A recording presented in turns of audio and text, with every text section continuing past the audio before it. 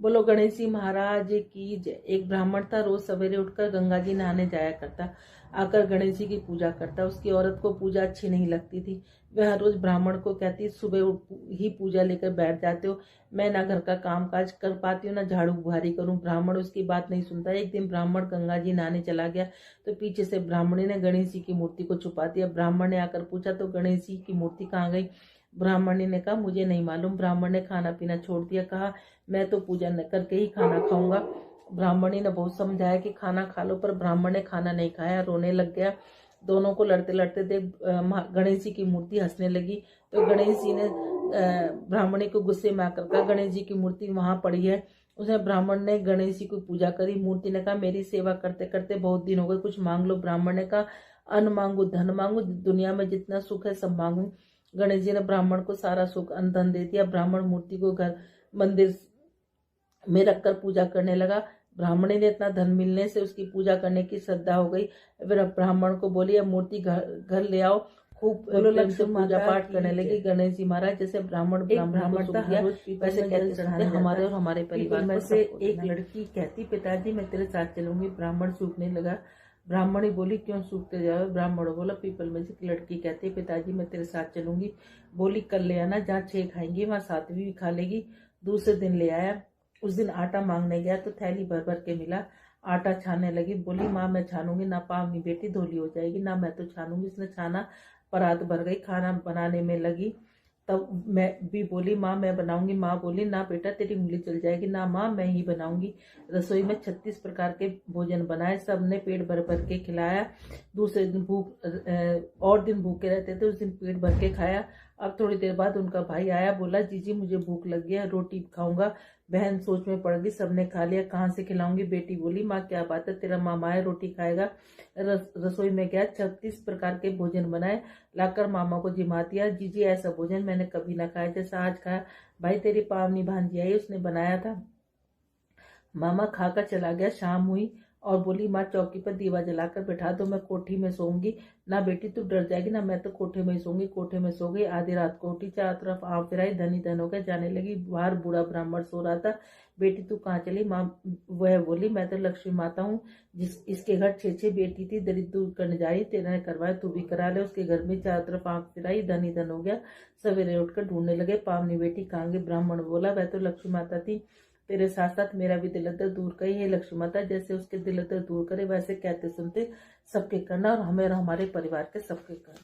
बोले, एक बुढ़िया माई थी, तुलसा माता की पूजा क्या करती? कहती, तुलसा माता तू सुखदाता, मैं बिरला सींचू तेरा, तू कर निस्तारा मेरा। पाट दे पिटम्बर दे, विश्वनाथ के घाट दे, चटके की चाल दे, पटके की मौत दे, कृष्ण जी का कंधा दे, वृंदावन का वास दे, मीठा मीठा ग्रास दे, वैकुंठ का वास दे, कार्तिक का महीना दे, काशी का दिन दे, कार्तिक माह बैसाख का महीना दे, 81 का दिन दे। आए कृष्ण जी भगवान, इतनी औरतें आती हैं तुम्हारे को लाड़ चाव करती हैं, पूजा पाठ करती है, कार्तिक माह बैसाख में तुम्हारी पूजा पाठ करती हैं, फिर भी तुम सूखती जा रही हो। कहने लगी, तुलसा मैया बोलने लगे कि मैं सब कुछ तो दे दूंगी, लेकिन तुम्हारा कंधा कहाँ से दूंगी? तो भगवान ने कहा कि कोई बात नहीं।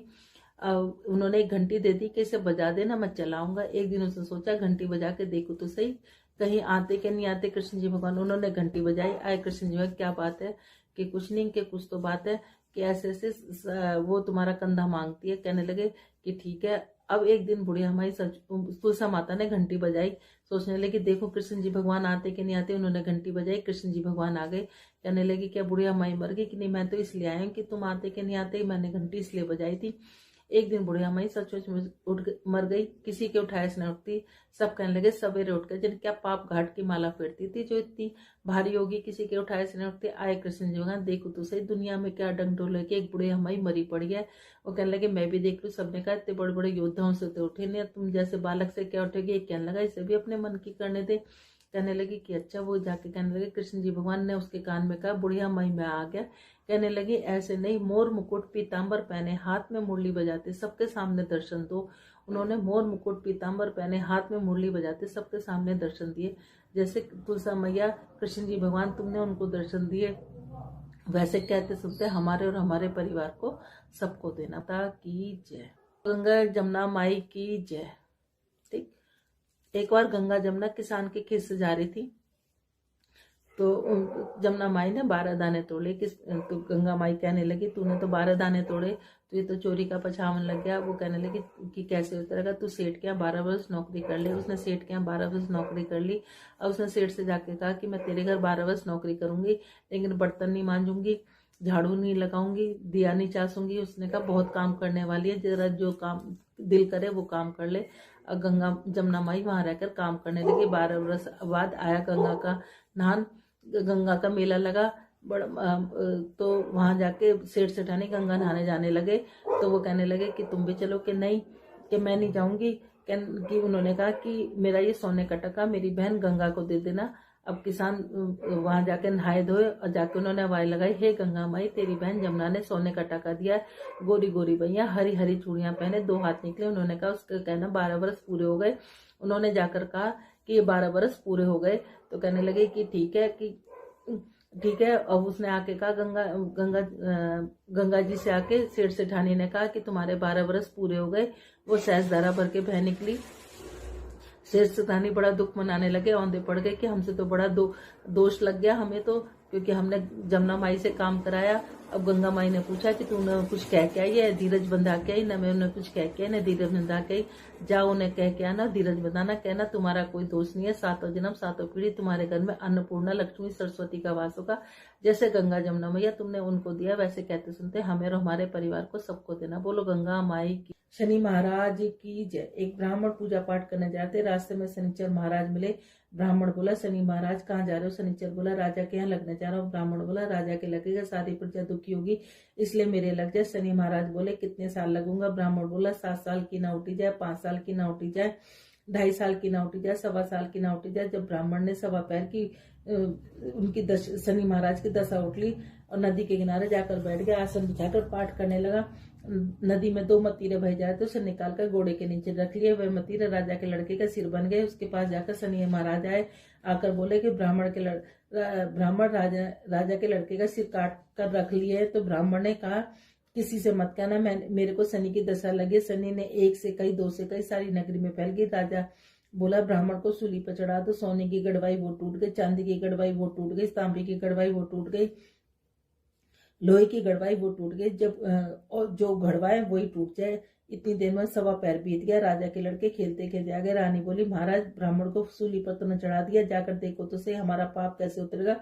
राजा ने जाकर देखा ब्राह्मण पाठ कर रहा। राजा ने पूछा ब्राह्मण क्या ज्ञान विज्ञान जानता है? ब्राह्मणों में मैं कुछ नहीं जानता, मैं तो पाठ करने जा रहा था। रास्ते में शनिचर महाराज मिले। वह बोले मैं राजा के लगने जा रहा हूँ। तो मैं बोला राजा के लगेगा, सारी प्रजा दुखी, इसलिए मेरे लग जाए। शनिचर महाराज ने कितने साल की लग जाए? मैंने कहा 7 साल की ना उठी जाए, 5 साल की ना उठी जाए, 2.5 साल की ना उठी जाए, 1.25 साल की ना उठी जाए, इसलिए मैंने 1.25 पैर की ले ली। 1.25 पैर में मेरे को शनिचर ने ऐसे रंग दिखाए। अब राजा कहने लगा इसकी दशा कैसे होती है? ब्राह्मण ने कहा राजा सोने का चांदी का दान, तांबे का दान, लोहे का दान, पीतल का दान करे। राजा ने कहा साहूकार तो कर देगा, गरीब कैसे करे? ब्राह्मण बोला तेल की डलियो, गुड़ की डलियो डकोत को दे दे, 7 बार पीपल में जल चढ़ा दे, कह दे शनि महाराज का सोटा कभी ना आवे टोटा। शनि महाराज की घड़ी घड़ी से 70 बला टली। 7 बार पीपल में जल चढ़ाने से सारी बला टल जाएंगी। जैसे शनि महाराज उसकी बला टाली, वैसे कहते सुनते हमारे और हमारे परिवार की। जिसको एक राजा था, वो बैसाख नहाया करता था। उसने पूरे अपने नगर में सबको कहलवा दिया कि कोई भी मेरे नहाने से पहले गंगा जी में स्नान नहीं करेगा। लेकिन गंगा जी के किनारे पे एक पेड़ था जिस पे एक बंदरिया रहती थी। वो राजा के आने से पहले ही पानी में चली जाती और नहा के वापस अपने पेड़ पर चढ़ जाती। राजा जब आता तो उसको पानी हिलता हुआ दिखता और कहीं कहीं पर पानी के छींटे भी पड़े हुए दिखते। राजा बड़ा परेशान, उसने अपने सैनिक लगा दिए कि हर कोई जाके देखो कि कौन है। सैनिकों ने बहुत देखा, पहरा बिठा दिया, लेकिन उनको नहीं मिला। जब बैसाख का महीना ख़त्म होने वाला था तो एक दिन एक सैनिक को दिखाई दिया कि कोई एक बंदरिया आती है, पेड़ के ऊपर से उतर के आती है और नहा के फिर वापस ही पेड़ पर चढ़ जाती है। वो उस बंदरिया को पकड़ के राजा के पास ले आया। राजा के पास लाने के बाद उसने कहा कि महाराज ये बंदरिया आपके नहाने से पहले नहा लेती है। राजा ने प्रण ले रखा था कि कोई भी स्त्री जाती होगी तो अगर वो बैसाख मेरे से पहले नहा रही होगी तो मैं उससे शादी कर लूँगा। राजा ने अपने प्रण के अनुसार उस बंदरिया से शादी कर ली। बंदरिया से शादी कर ली। बैसाख नहाने के महत्व के कारण वो बंदरिया पेट से रह गई। अब वो राजा से कहने लगी कि 9 महीने बाद जब मेरे बच्चा होगा तो मैं क्या करूँगी, क्योंकि राजा के कोई संतान नहीं थी। राजा की और 2 रानियाँ थीं, वो निसंतान थीं। तो राजा ने कहा कि मैं तुम्हारे महल से और अपने वहाँ तक राज दरबार तक एक घंटी बंधवा देता हूँ, और जब वो घंटी तुम्हारे दर्द होने शुरू हैं, तुम्हारे बच्चा होना शुरू है, तो वो घंटी बजा देना। कहने लगी ठीक है। महल में रानियों ने देखा तो कहने लगी कि बंदरिया से पूछा कि ये घंटी कैसी है, कि ये घंटी राजा जी ने बंधवाई है कि इसलिए कि जो ना जब मेरे बच्चा होगा तो राजा जी आके मतलब आ जाएंगे। अब वो रानियों ने कहा एक बार बजा के देखो तो सही कि राजा जी आते कि नहीं आते। उन्होंने कहा ठीक है। रानी ने वो घंटी बजा दी। अब वो बजा दी तो राजा आ गए कि क्या हुआ। कहने लगी मैंने तो बजा के इसलिए देखी थी कि आप आते हो कि नहीं आते। अब जब उसके दर्द होने लगे तो उसने घंटी बजाई तो रानियों ने बीच में रोक लिया कि वो तो जानवर है, उसने ऐसी बजा दी होगी। राजा वापस चला गया। अब वो रानियों से पूछने लगी कि अब मेरे को दर्द हो रहा है, मैं क्या करूं। कहने लगी अपनी आँखों पे पट्टी बांध लो और अपना सिर ओखली में दे दो। उन्होंने ऐसे ही किया। रानी बैसाख के नहाने के कारण उसको बड़ा सुंदर ही एक बालक लड़का पैदा हुआ। अब रानियों ने क्या करा कि वहाँ पर एक मांस के लोथड़े को घी उसके खून से लपेट के रख दिया और लड़के को ले जाकर अपनी दासी को कहा कि इसको जाके नदी के जल में प्रवाहित कर दो। अब राजा आया तो उसने कहा कि क्या हुआ। कहने लगी कुछ नहीं हुआ, बंदरिया ने एक मांस का लोथड़ा पैदा किया है।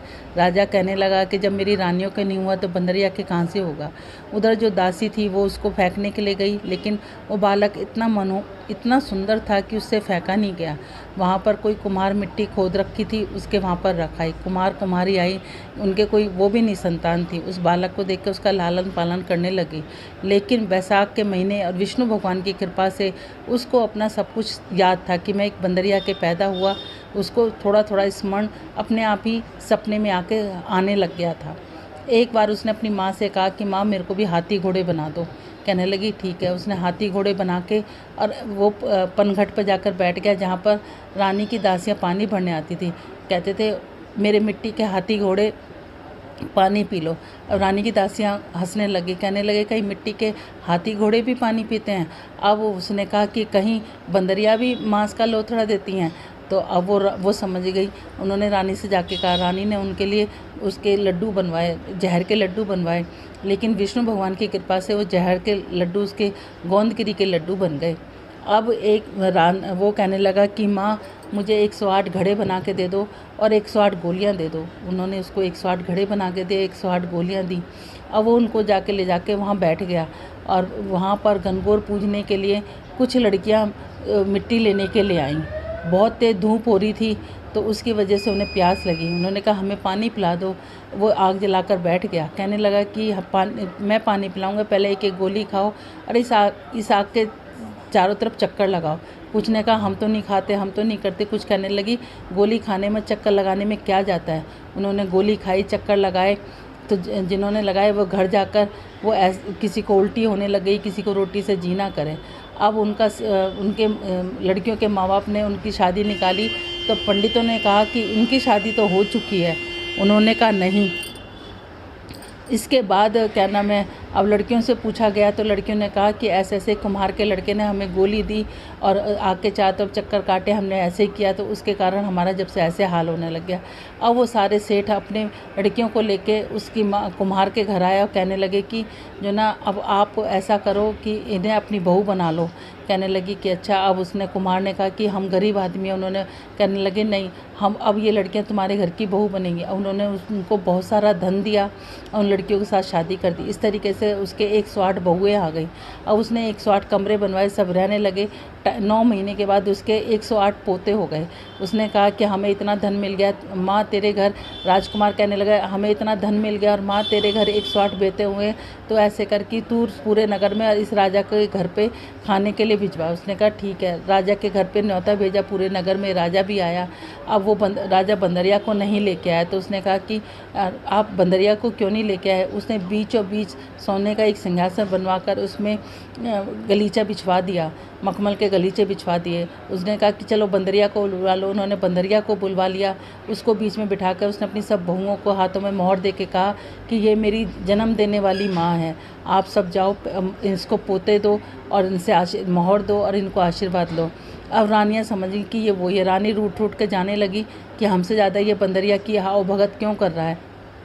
राजा ने पूछा कि ऐसा क्या है जो रानियों की और हमारी ना पूछ के तुम बंदरियों की आओ भगत कर रहे हो। तो कहने लगा कि बंदरिया मेरी जन्म देने वाली है, अगर जन्म देने वाली माँ है। अगर आपको मेरी बात गलत लग रही है तो आप ये इस दासी से पूछो। दासी ने कहा कि हाँ, ये जन्म देने वाली माँ ही है। राजा ने दोनों रानियों को वहीं छोड़ दिया और बंदरिया को एक से अपने 8 पोतों को लेकर अपनी बहुओं को लेकर महल में आ गया।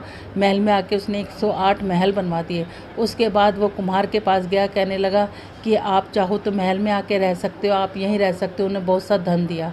वो कहने लगे कि हम तो यहीं रहेंगे, लेकिन फिर भी वो कभी कभी महल में आके अपने बेटे से मिलने लगे।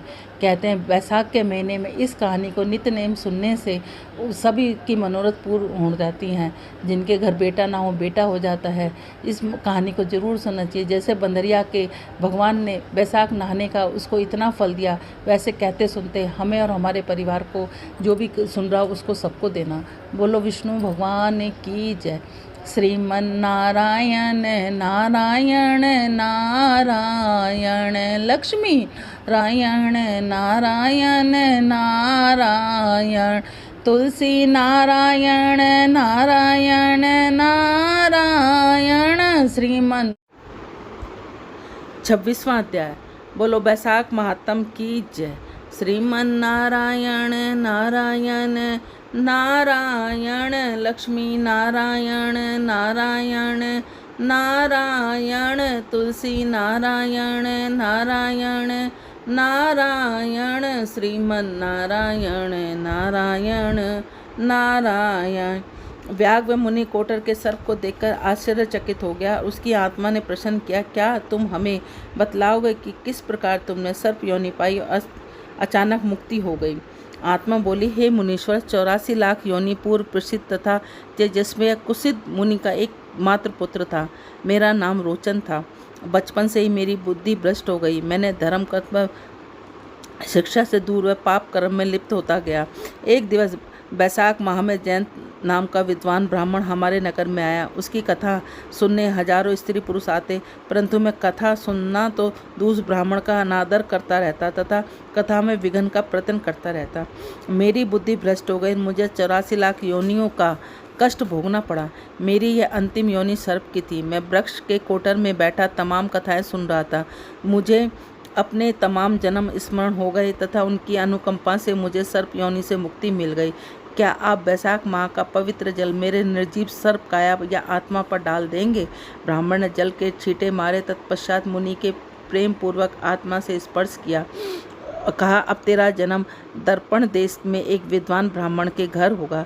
तेरी प्रसिद्धि नाम एक वेद शर्मा होगा। अतः तू अब प्रभु की शरण में जाओ, तुम्हारा भाग्य उदय हो गया है। तत्पश्चात आत्मा ब्राह्मण मुनीश्वर की परिक्रमा करके स्वर्गलोक को प्रस्थान कर गई। ब्राह्मण मुनि ने ब्राग सहित उस रात्रि उसी सरोवर के निकट विश्राम किया। विश्राम करने से पूर्व ब्राह्मण ने व्याग को ईश्वर के अवतारों तथा अनेक धार्मिक कथाएं सुनाई। आनंद सहित व्याग ने तथा मुनि ने स्नान किया तथा मुनि ने व्याग को बतलाया, ईश्वर का नाम जब परम कल्याणकारी है। तूने हृदय मन लगाकर बैसाख का पवित्र महात्म कथाएं सुनी है, अतः तू स्वर्गरोहण का अधिकारी बन चुका है। व्याग ने अति प्रेम से मुनीश्वर की रज को अपने माथे पर स्पर्श कर दुर्लभ रिश्वत प्राप्त हुआ। इस प्रकार महापापी व्याग ने बैसाख महात्मा का शरण करके ही आत्मरत की प्राप्ति की। जीवन पर्यंत स्थान स्थान पर भ्रमण करके शुभदायक व मोक्षदायक फल प्राप्ति की कथाएं सुनता रहा। अंत काल में स्वयं विष्णु भगवान प्रकट हुए व्याग को हृदय से लगाया, प्रेम सहित सर्वहरण के लिए अपने साथ ले गए। बोलो बैसाख महात्म की जय। श्रीमन नारायण नारायण नारायण लक्ष्मी नारायण नारायण नारायण तुलसी नारायण नारायण नारायण श्रीमन नारायण नारायण नारायण। नगरी हो अयोध्या सी, रघुकुल सा घराना हो और चरण हो राघव के, वहाँ मेरा ठिकाना हो। नगरी हो अयोध्या सी, रघुकुल सा घराना हो और चरण हो राघव के, वहाँ मेरा ठिकाना हो त्याग भरत जैसा, सीता सी नारी हो और लव कुश के जैसी संतान हमारी हो। नगरी हो अयोध्या सी, रघुकुल सा घराना हो और चरण हो राघव के, जहाँ मेरा ठिकाना हो। श्रद्धा हो श्रवण जैसी, शबरी सी भक्ति हो। श्रद्धा हो श्रवण जैसी, शबरी सी भक्ति हो और हनुमत के जैसी निष्ठा और शक्ति हो और हनुमत के जैसी निष्ठा और शक्ति हो। नगरी हो अयोध्या सी, रघुकुल सा घराना हो और चरण हो राघव के, वहाँ मेरा ठिकाना हो। मेरी जीवन नैया हो प्रभु राम खिवैया हो और राम कृपा की सदा मेरे सिर पर छैया हो और राम कृपा की सदा मेरे सिर पर छैया हो। नगरी हो अयोध्या सी, रघुकुल सा घराना हो और चरण हो राघव के, वहाँ मेरा ठिकाना हो। सरयू का किनारा हो, निर्मल जल धारा हो और दर्श मुझे भगवन हर घड़ी तुम्हारा हो और दर्श मुझे भगवन हर घड़ी तुम्हारा हो। नगरी हो अयोध्या सी, रघुकुल सा घराना हो और चरण हो राघव के, जहाँ मेरा ठिकाना हो। कौशल्या सी माई हो, लक्ष्मण सा भाई हो और स्वामी तुम्हारे जैसा मेरा रघुराई हो और स्वामी तुम्हारे जैसा मेरा रघुराई हो। नगरी हो अयोध्या सी, रघुकुल सा घराना हो और चरण हो राघव के, वहाँ मेरा ठिकाना हो। राधे राधे।